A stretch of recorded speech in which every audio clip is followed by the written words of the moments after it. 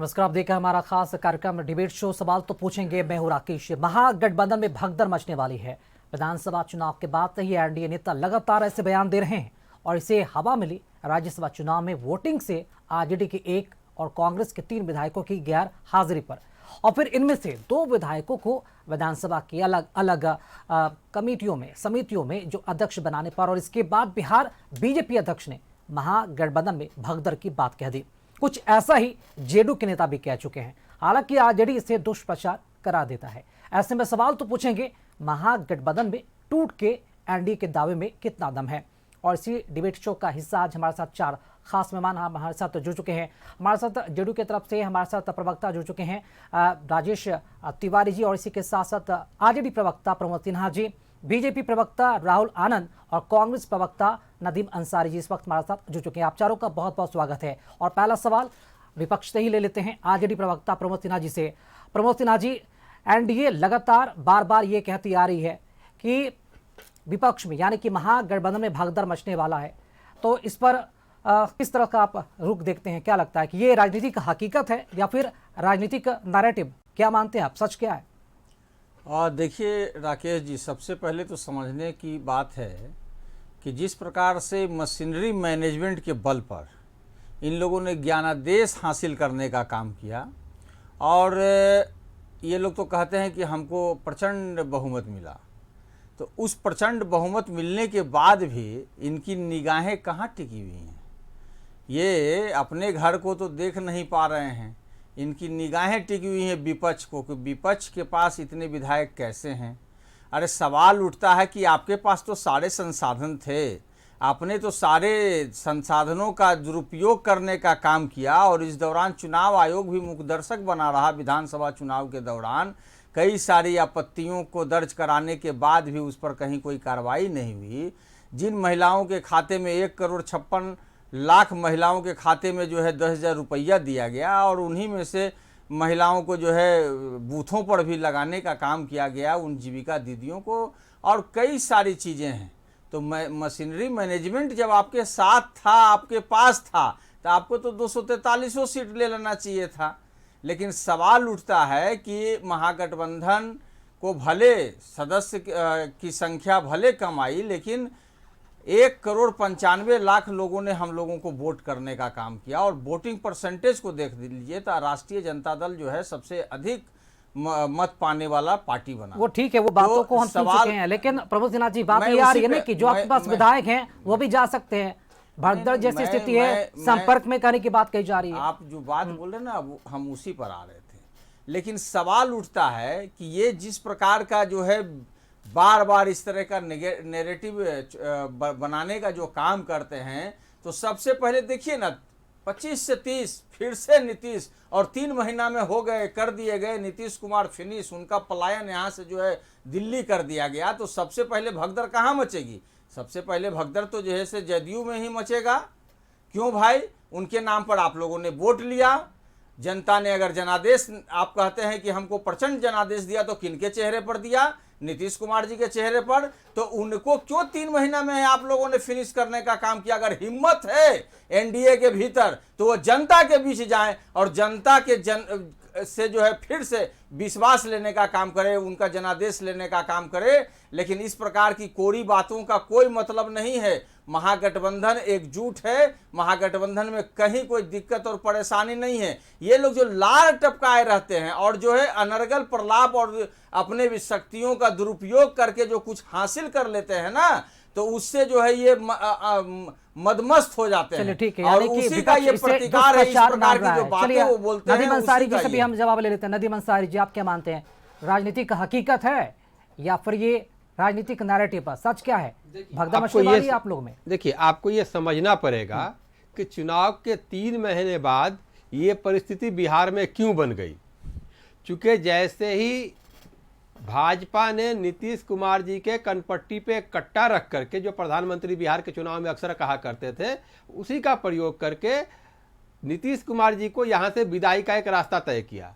अब मैटर यहाँ पे महागठबंधन से ज़्यादा जेडीयू और बीजेपी के बीच है, क्योंकि ये दोनों पार्टियां इस तरफ जा रही हैं कि दोनों के बीच एक होड़ मची है कि किसका नंबर ज्यादा हो जाए। सहमास का खेल वहां चल रहा। महागठबंधन जहां था जैसे था बिल्कुल अपने जगह पे वो और ये stand कर नंबर रहा है। कैसे बढ़ाया जा रहा है आप लोगों से, बिल्कुल। आप लोगों के विधायकों को तोड़कर? देखिए, आप ऐसा मानते हैं? बिल्कुल। अब ये देखिए कि ये सरकार कैसे बनी। तो ये सरकार धन बल तंत्र के आधार पे बनी और वोट चोरी करके बनी। तो इनका जो तरीका है, चाल चरित्र और चेहरा जो इनके बड़े पार्टी का है, वो चोरी करने का तरीका है। तो अब जब विधायक जब वो देख लिए कि उस सारे धन बल छल कपट सबसे करने के बाद भी अब इनको जेडीयू से पार पाना है, तो ये शुरू कर दिए कि अब एनडीए गठबंधन के जो विधायक हैं उनको डरा के धमका करके खरीद करके एन केन प्रकेन चोरी करके किसी भी तरीके से, मैंने कहा ना कि जेडीयू और भाजपा में ये होड़ है कि किसका नंबर ज्यादा होगा। तो इसीलिए वो चाह रहे हैं कि महागठबंधन के विधायकों को किसी तरीके से प्रलोभन देके तोड़ करके, और आपको पता है कि यानी कि आप मान रहे हैं कि प्रलोभन दिया जा रहा है विपक्ष के विधायकों को, किसी तरीके से उनको नंबर बढ़ाने का काम। ठीक है, चलिए वापस आएंगे आपके पास। हमारे साथ सत्ता पक्ष के प्रवक्ता जेडीयू की तरफ से राजेश तिवारी जी जो जुड़े हुए हैं। राजेश तिवारी जी, लगातार बीजेपी और जेडीयू की तरफ से ये कहा जा रहा है कि विपक्ष के विधायक उनके संपर्क में है। कितने विधायक संपर्क में है? साफ दिखा दीजिए, संख्या भी बता दीजिए। देखिए राकेश जी, हकीकत ये है कि हम नहीं कह रहे हैं, आप उठा करके देखिए। एक स्लोगन आया था, खेला हो बे। खेला हो कौन बोला था सबसे पहले और किसके साथ खेला हो गया था? तो हम इसमें विश्वास नहीं करते हैं। लेकिन हकीकत यह है कि जो जनप्रतिनिधि और विधायक जो हैं वो डूबती नाव पर कौन चढ़ेगा? वो उस पार्टी में कौन रहेगा जिसका नेता हर समय में स्थिति परिस्थिति जैसा भी हो, चाहे वो चिमकी बुखार हो, बुखार आपका बाढ़ हो, सुखाड़ हो या कोरोना हो, में वो पलायनवादी ही रहे। जहां लोकतंत्र के मंदिर में प्रतिपक्ष के नेता बनाया गया और उस समय आप भाग करके विदेश में आप चले जाते हैं, तो कौन लेगा? जिम्मेवारी आप लेते नहीं है, जनता से जुड़ते नहीं है, अपने दलों के साथ जो है आपका समन्वय बनता नहीं है, तो फिर आपके दल पर क्या स्थिति होगा? आप जिस गठबंधन में उसी गठबंधन को छेद करना शुरू कर देते हैं। जिस गठबंधन की में आप इंडिया गठबंधन में, और इस इंडिया गठबंधन के सबको ही जानता है कि राहुल गांधी राष्ट्रीय नेता हैं, उनको आप प्रधानमंत्री न मान करके आप ममता बनर्जी को प्रचार में कर जाते हैं, प्रधानमंत्री को बनाने लगते हैं। आप आज केरल में गए हुए हैं, वहां पर आप कम्युनिस्ट को जिता रहे हैं, कांग्रेस को हरा रहे हैं। आप अगर तमिलनाडु बंगाल में आइएगा तो वहां पर आप टीएमसी को जिताइएगा और कांग्रेस को हराइएगा। तो ये आपका तो जो दोहरा चरित्र तो आप खुद जागृत करते हैं। यहाँ बिहार में किस तरह से आपने अपने गठबंधन के साथियों से दोस्ताना संघर्ष किए, जिसके चलते क्या हार हुआ, ये आप नहीं बोलिएगा। सच ये है कि ये टोटल जो हार हुआ वो तेजस्वी यादव के नेतृत्व के चलते हार हुआ। उन पर जनता विश्वास नहीं करती। तो अब राजद के प्रवक्ता लोग क्या करेंगे और राजद के नेता लोग क्या करेंगे? तेजस्वी यादव पर बोल नहीं सकते हैं, क्योंकि बोलेंगे तो तुरंत आउट हो जाएंगे। तो अब वो महिलाओं पर, हमारी आधी आबादी पर सवाल उठा देंगे, चुनाव आयोग पर सवाल उठा देंगे। ये अरे पहले अपने नाकामी और कमी को छिपाइए। ठीक है, ये एक बड़ा सवाल आपने उठाया है कि अगर विधायक इधर उधर हो रहे हैं कि तो हम क्या तेजस्वी यादव के नेतृत्व पर ही सवाल उठ रहा है? और इसी कारण हम लोग आगे बढ़ रहे हैं। ठीक है, आगे भी आएंगे, लेकिन इस वक्त हमारे साथ बीजेपी प्रवक्ता राहुल आनंद जी हमारे साथ जुड़े हुए हैं। राहुल आनंद जी, लगातार बीजेपी और यानी कि एनडीए नेताओं की तरफ से कहा जा रहा है कि विपक्ष के कई विधायक उनके संपर्क में, ऑलरेडी उनके विधायकों की संख्या कम है। क्या बिहार को विपक्षहीन करना चाहता है एनडीए? और क्या जिस तरह से बयानबाजी की जा रही है हकीकत है या सिर्फ भ्रम की स्थिति, या फिर एक तरह से देखा जाए तो विपक्ष को प्रेशर पॉलिटिक्स दिया जा रहा है? संपर्क में है या फिर ऐसे ही? देखिए, बड़ा ही स्पष्ट है कि जिसकी नीति और नियत होती है उसके साथ कारवां जुड़ता जाता है और लोग बढ़ते जाते हैं, वो उसकी स्थिति मजबूत होती जाती है। सवाल उठता है कि जब 2025 में जब चुनाव हुआ था तो उस चुनाव के दरमियान तेजस्वी यादव जी का रोल मॉडल क्या था? सवाल ये उठता है कि जब 2025 का चुनाव हो रहा था तो फिर कांग्रेस का रोल मॉडल क्या था? सवाल ये उठता है कि जब 2025 का चुनाव हो रहा था तो और उसमें जो महागठबंधन के जितने लठैत लोग थे उन लोगों की भूमिका क्या थी? एक तरफ वो आपस में लड़ रहे थे, दूसरी तरफ वो मीडिया के समकक्ष और देश और राज्य के अंदर एक संदेश देने का प्रयास कर रहे थे कि हम फ्रेंडली फाइट पे जा रहे हैं। ऐसी तमाम चीज़ें थी कि हर कोई एक दूसरे को बुला रहा था, लेकिन कोई एक दूसरे को बैठने का स्थान नहीं दे रहा था। पीएम और सीएम की जो योजना बनाने की जो रथ यात्रा निकली थी उसके अंदर हम सब ने देखा कि कैसे लोग बिहार का भ्रमण कर रहे थे और बिहार में जहाँ भी जा रहे थे वहाँ उनको क्या मिल रहा था और कैसी व्यवस्थाएं उनको नज़र आ रही थी। उन लोगों ने कहीं ना कहीं एनडीए का ही प्रचार किया। अब यहाँ पे तेजस्वी यादव जी के नेतृत्व की अगर हम बात करते हैं तो जो तेजस्वी यादव जी का नंबर आज नॉट रिचेबल जा रहा है वो कहीं ना कहीं उनके द्वारा किया गया कार्य ही है, जिसके वजह से उनकी गंभीरता को वो दिखाता है। देखिए, बड़ा ही इंटरेस्टिंग फैक्ट है बिहार के अंदर, बिहार की जनता ने एनडीए को चुना और हमारे समीकरण को बहुत मजबूती के साथ समझा और भरोसा जताया। दूसरी सबसे महत्वपूर्ण बात यह है कि एक तरफ महागठबंधन के लोग थे और उनके पास अपने पिताजी की पॉलिटिकल लेगेसी थी, उसको वो मेंटेन करने के लिए उनके ऊपर जिम्मेदारी थी। वो आपस में लड़ रहे थे, आपस में टूट रहे थे, एक दूसरे का सर फोड़ रहे थे, लेकिन वो मार्क्स क्यों कम आया इसके ऊपर वो कभी चर्चा नहीं करते हैं। वो कभी ये नहीं बोलते हैं कि हमने प्रदर्शन बहुत खराब किया और अपने आप को कटघरे में खड़ा करने की बात जब आती है तो उनके घर में ही उनकी परिवार के सदस्य को लात मारकर घर से बाहर निकाला जाता है। देखिए, एक बात और है कि जो स्थिति है और जो हमारे साथ जुड़ना चाहते हैं तो कहीं ना कहीं मुख्यमंत्री तो नीतीश कुमार जी ही है ना, 243 विधायकों के। अगर मुख्यमंत्री से कोई अगर जाकर मिलता है तो ये फिर कैसा आरोप हमारे ऊपर लगाते हैं। आप अपने लोगों को अगर नहीं बांध पाते हैं, अपने लोगों को आप भरोसा नहीं जता पाते हैं, अपने लोगों के साथ आप मजबूती के साथ आत्मरक्षा करने के लिए खड़े नहीं होते हैं, तो निश्चित रूप से आज जहां बिहार में आपकी आवश्यकता होनी चाहिए मजबूती के साथ, तो आप केरल में जा रहे हैं। और यही नहीं, मैं आपको एक बात और बता देना चाहता हूं कि ये सारे लोग मिलकर एनडीए को बदनाम करने का प्रयास कर रहे हैं, लेकिन जनता जानती है कि उनको मैंडेट किसको दिया गया है और क्यों दिया गया है। एक बात और मैं बोलूंगा, जो ये लगातार मशीनरी मैनेजमेंट की जो बात करते हैं और ज्ञानादेश की बात करते हैं, शायद उसी जनता ने इनको विपक्ष में बैठने का मौका दिया है। और ये जो 10% 243 का जो 10% होता है 24.3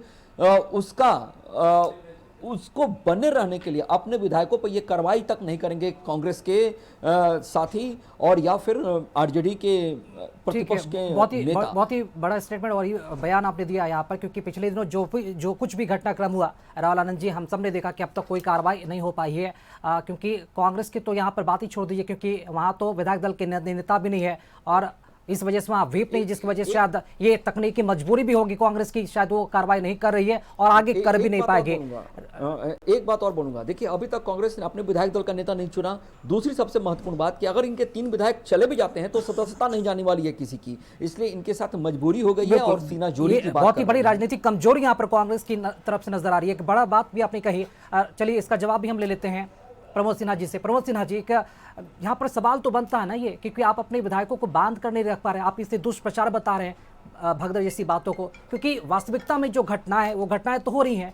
राज्यसभा चुनाव से अनुपस्थित रहना, नीतीश कुमार से मुलाकात करना, कमेटी में चेयरमैन बन जाना, ये सब क्या दर्शाता, संकेत तो ये दिखाता ना कि आप अपने विधायकों को एकजुट नहीं रख पा रहे हैं, जिसकी वजह से विधायक जा रहे हैं दूसरी जगह पे और आप उसे किसी और खरीद फरोख्त का नाम, मशीनरी का नाम दे रहे हैं।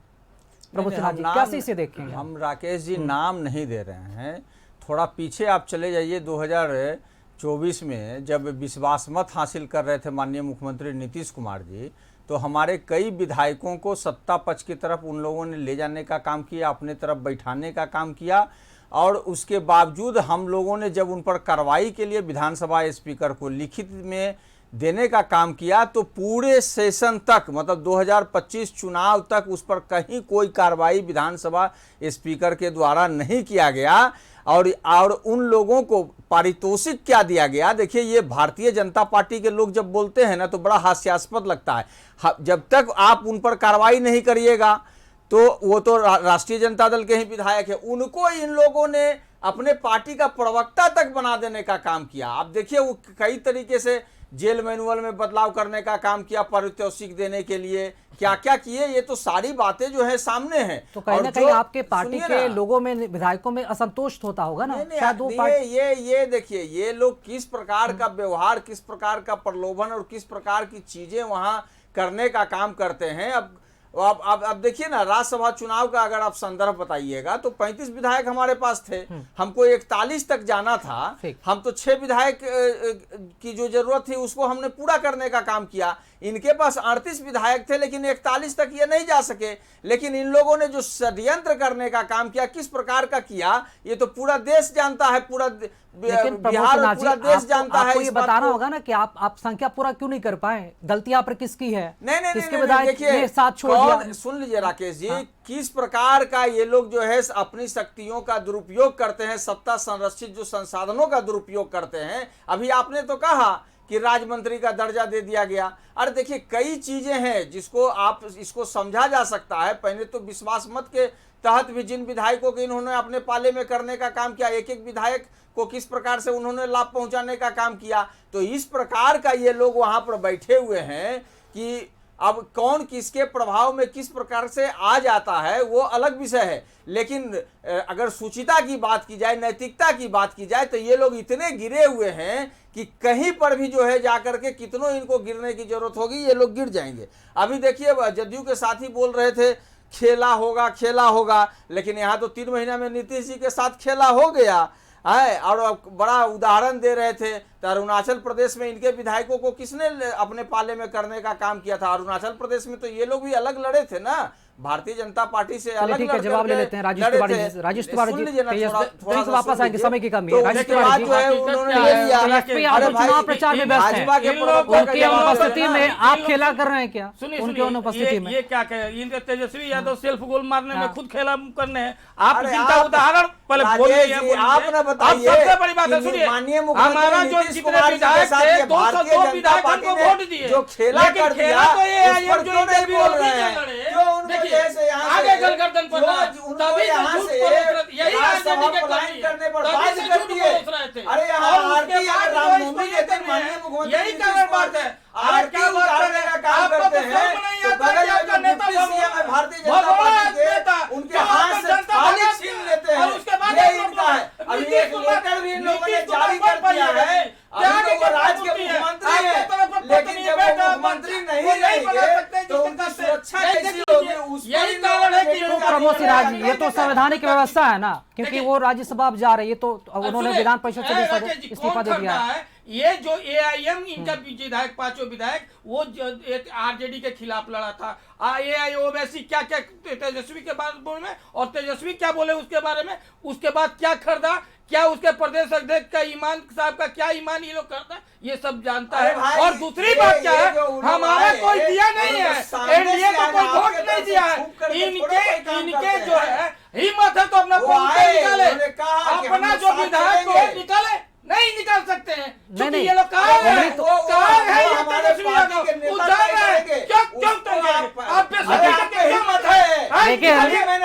प्रमोद सिन्हा जी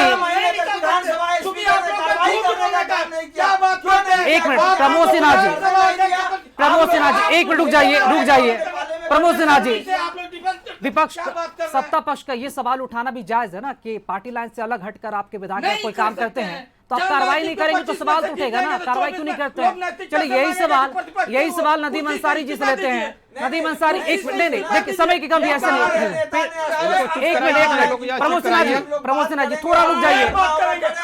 राजेश तिवारी जी एक मिनट जाइए, नदीम अंसारी जी हमारे साथ बने हुए हैं, उनसे भी ले लेते हैं। एक मिनट राजेश तिवारी जी रुक जाइएगा। नदीम अंसारी जी यही सवाल आपसे भी रहेगा, अगर आपके पार्टी के नेता आपके पार्टी के विधायक पार्टी लाइन से अलग हटकर जाते हैं तो कोई भी पार्टी कार्रवाई करती है, अगर पार्टी कार्रवाई करने के बजाय दूसरों को खरी खोटी सुनाए, खरीद फरोख्त का आरोप लगाए तो ये तो वही हुआ ना कि खुद के घर में सही नहीं चल रहा, अपने परिवार के लोगों को आप संभाल नहीं पा रहे हैं और दूसरों के बेवजह इल्जाम आप डाल रहे हैं, आरोप लगा रहे हैं। नहीं, हम अपने परिवार कांग्रेस पार्टी ने क्या कार्रवाई की अपने बागी विधायकों पर, ये बताइए। पहले आप ये जानिए कि परिस्थिति क्या है। कार्रवाई के लिए आप बात कर रहे हैं वो अलग बात है। परिस्थिति ये है कि आज एनडीए गठबंधन के लोग महागठबंधन के विधायकों को चोरी कर रहे हैं, उनको एन कैन प्रेकेन अपने पाले में ले जा रहे हैं। दूसरी चीज़, जिस तरीके से उन विधायकों को रिवार्ड अवार्ड दिया जा रहा है, आपको पता है कि ठीक है विधानसभा में जो स्पीकर होते हैं उनका जुडिक्शन होता है कि वो किसी भी विधायक को कहीं दे दे, लेकिन नैतिकता के आधार पर जो प्रचलन चलता आया है कि जब आप किसी भी दल के किसी विधायक को किसी कमेटी में कोई जगह आप देते हैं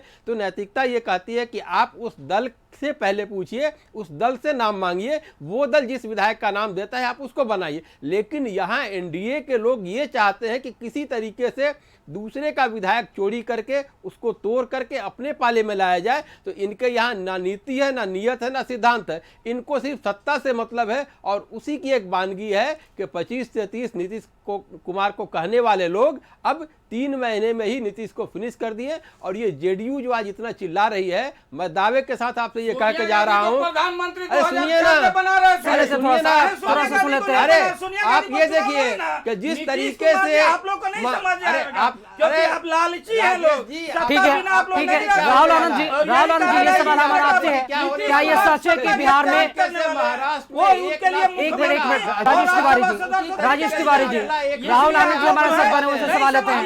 राहुल आनंद जी, ये सवाल हमारा आपसे है, जेडीयू और बीजेपी, जेडीयू और बीजेपी, ठीक है, ठीक है। नदीम अंसारी जी, आप ही का सवाल ले रहे हैं, आप ही का सवाल ले रहे हैं। सत्ता पक्ष हमारे सवाल है। खत्म हो गया, जवाब देखिएगा, किसको बचाइए? आपके पास कोई आधार नहीं बचा आपका खुद का सत्ता जाने वाला है। अरे देख आपके लीजिए, मुख्यमंत्री को हटा आज दिया है जा रहा ना है। जी, आप क्या बात आज कीजिएगा? जीरो एक पर मिनट, जा रहे हैं, कोई जीरो नहीं जा पर। रहा है। आपको आप जिस इतना भी नहीं राजेश तिवारी जी, आपको अगला एक मिनट, यहाँ नदीम पर अंसारी जी रुक जो जाइए, नदीम अंसारी रुक जाइए। ये सवाल आप ही की तरफ से ये सवाल है, सत्ता पक्ष हमारा ये मुख्य सवाल है। राहुल आनंद जी, आपसे ये हम सवाल कर रहे हैं, क्या ये सच है कि बिहार में कमेटी का चेयरमैन बनना एक नया पॉलिटिकल गिफ्ट हैम्पर बन गया है क्या? देखिए, कुछ दिन पहले आप ही के चैनल पर मैं बैठा था, एक चर्चा हो रही थी कैग की रिपोर्ट को लेकर, और उस कमेटी के जो देख रेख कर रहे थे वो आरजेडी के पार्टी के ही विधायक देख के कर रहे थे, भाई वीरेंद्र जी, और ऐसी तमाम चीज़ें। और ये आरोप हम पे लगा रहे थे कि 77,000 करोड़ का घोटाला कर दिया, ये नहीं दिया, वो नहीं दिया, जबकि सदन के अंदर उन्होंने कहा था कि कहीं कोई घोटाला नहीं हुआ है, रिपोर्ट आना बाकी है। ठीक उसी तरह का ये आरोप लगाते हैं, इसी तरह का ये आरोप लगाते हैं और बेबुनियाद आरोप लगाते हैं जिसका कोई हकीकत से लेना देना नहीं है। एक बात यहाँ बिल्कुल स्पष्ट है राकेश जी, यहाँ एक चीज बिल्कुल स्पष्ट है कि जब समय का सबसे रिएक्शन ले लेंगे, सबसे रिएक्शन ले लेंगे। राजेश तिवारी जी रुक जाइए, कैसे अवार्ड देने का काम किया? सबसे रिएक्शन ले लेंगे, समय का अभाव है, डिबेट शो को खत्म करेंगे। 25 दिसंबर को क्या क्या रिपोर्ट हुआ है कि नहीं अरे झारखंड का? कैग नहीं, मान आपको लीजिए ना कैग भाई, बना करके चलिए ठीक है, सुन लेते हैं, तब अब सुन बिहार लेते पर हैं। सरकार नदीम अंसारी जी, नदीम अंसारी जी, एक मिनट। बिहार का इतना बिहार अगला में एकनाथ कर्नाटक में है, शिंदे निकलने तेलंगाना वाला में है। जहाँ आपका और ये सरकार ना इधर के रहेंगे ना उधर के रहेंगे, खेला तो चलिए ठीक है, प्रमोद सिन्हा जी, प्रमोद अरे सिन्हा आप जी, इत्मीनान रहिए, अरे आपको छोड़ अगला दीजिए, हम एकनाथ तो शिंदे इत्मीनान बना दिया है, गया है। क्योंकि नदीम अंसारी जी रुक जाइए, नदीम अंसारी जी हो घोषणा गया। बाकी है। प्रमोद सिन्हा जी, पॉलिटिकल हैम्पर की बात हो रही है, मतलब कि बिहार में कमेटी का चेयरमैन बनना पॉलिटिकल गिफ्ट हैम्पर बन गया, किस तरह से देखते हैं आप? अरे भाई, पूरे देश का उदाहरण देख लीजिए ना। प्रधानमंत्री नरेंद्र मोदी जी जिन लोगों को कहते हैं ये 70,000 करोड़ का भ्रष्टाचार है, इनको जेल जाना होगा, चक्की पिसिंग करना होगा, एक सप्ताह के भीतर उनके पाले में चले जाते हैं, भारतीय जनता पार्टी ज्वाइन कर लेते अपनी हैं। पार्टी के विधायकों को बचा पाएंगे, ये बताइए। उस समय जब ये लोग बोलते प्रमोद सिन्हा जी, प्रमोद सिन्हा जी, सदाचारी हो जाते हैं। बिहार की राजनीति में हर दिन एक नया ट्विस्ट नजर आ रहा है। अपनी पार्टी के विधायकों को बचा पाएंगे? आपके लिए चुनौती होगी, आपकी पार्टी के विधायकों को बचा पाएंगे? ये बहुत चुनौती होगी आपके लिए। आपके पार्टी के विधायक बच पाएंगे? आपके लिए बड़ी चुनौती होगी। नहीं, हमारे लिए कोई चुनौती नहीं है, आप समझ लीजिए, हमारे लिए कहीं कोई चुनौती नहीं है। हमारे जो विधायक है, नीतिगत जो विचारधारा पर है वो अधिक है, और हमारे नेता को इस्तीफा देना पड़ेगा। विधायक देखिए, विपक्ष का देखिए, अरे भाई, वाले क्या है ना, इसलिए बीजेपी से सीख रहे हैं। अरे छोड़िए ना, लालू यादव की नैतिकता की बात अरे करिएगा। आपको तो समय दिया गया, उनको ही खड़ा कर दिया गया, नीतीश कुमार त्याग के पद होती है, वैसा बनिएगा। लालू यादव के बस में नहीं है और तेजस्वी यादव के बस में नहीं है, नीतीश कुमार के सब बस। चलिए ठीक है, आखिरी रिएक्शन देख लीजिए, जनता देख लीजिए, ठीक है। जनता देख लीजिए। राहुल आनंद जी, आखिरी रिएक्शन आपका लेना चाहेंगे? एक मिनट रुक जाइए, आप लोगों की बारी होगी। राहुल आनंद जी को सुन लेते हैं, आखिरी रिएक्शन राहुल आनंद जी।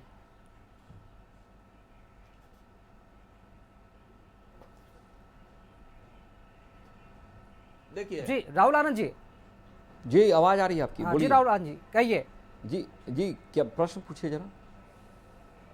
जी, हाँ, ये भगदड़ सवाल। वाली जो बात है, क्या मानते हैं कि मतलब कि बीजेपी और आरजेडी, बीजेपी और जेडीयू क्या वाकई में तोड़ने की कोशिश और विपक्ष में अस्थिरता पैदा करने की कोशिश कर रही है ऐसे सनसनीखेज बयान देने के बाद?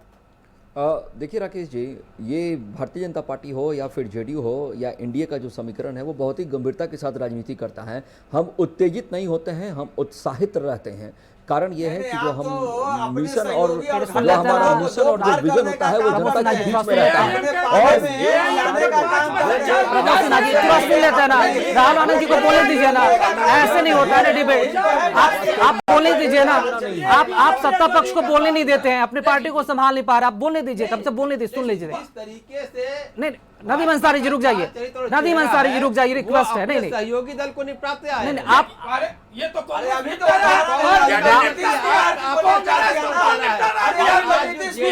चलिए ठीक है, डिबेट शो का जो कार्यक्रम है पर हम समाप्त करते हैं। प्रमोद सिन्हा जी, राजेश तिवारी जी, राहुल आनंद जी और नदीम अंसारी जी, आप सभी का बहुत बहुत शुक्रिया। फिलहाल दिलचस्प बना रहेगा, बिहार की राजनीति हर दिन हर पल एक नया ट्विस्ट ला रही है, किसमें भगदड़ मचने वाली है ये देखना काफी दिलचस्प होगा और ये सब कुछ भविष्य के गर्त में छिपा हुआ है। बहुत बहुत शुक्रिया इस डिबेट शो में बने रहने के लिए। देखते रहिए कसरत न्यूज। नमस्कार।